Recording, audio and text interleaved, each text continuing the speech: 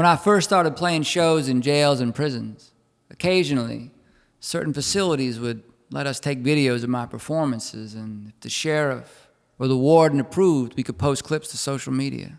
For a long time, that's how the tour gained momentum. Folks would reshare our posts, and word would spread to other sheriffs, or social workers, and I'd get invited to perform in more places.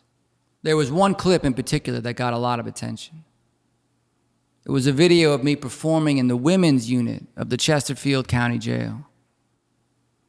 I was sitting on top of this big metal table that was bolted into the ground, and the women from the unit were sitting in these rubber chairs in a circle around me. Right when I got to the big chorus, they just erupted into this massive applause. It was like some kind of a jailhouse Beatlemania. I swear it was so remarkable that, as a result, that video from Chesterfield is as close to a piece of viral content as I've ever had. When it first went up, along with the usual shares and comments, I got a lot of direct messages. But there was one message that really stopped me in my tracks. A young woman reached out to me, and first, very kindly, she thanked me for the song I was playing in the clip and told me she'd been listening to it on repeat. Then she told me that her husband had just committed suicide in the county jail while awaiting his sentence, and that they had a 3-year-old son together.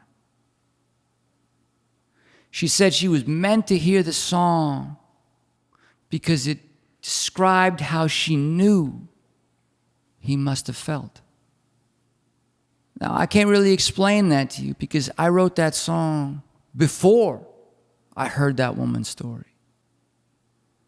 But the fact of the matter is, it's not a new story.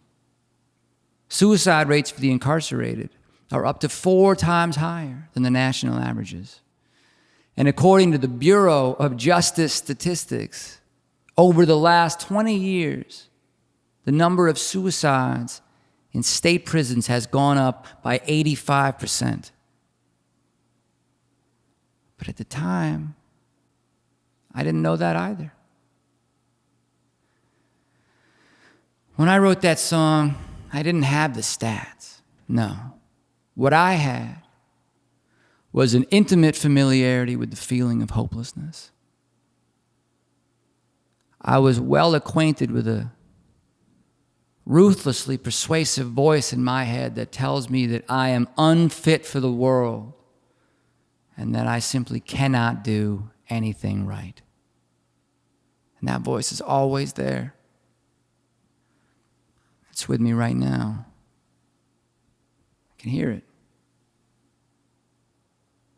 It tells me that I've failed everyone I've ever loved, and as far as I'm concerned, I'm bound to keep failing them. I imagine that that woman's husband heard a similar voice in his head while he was lying there in his cell.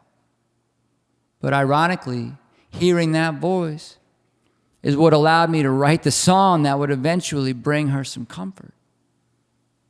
Maybe there's some comfort in that too.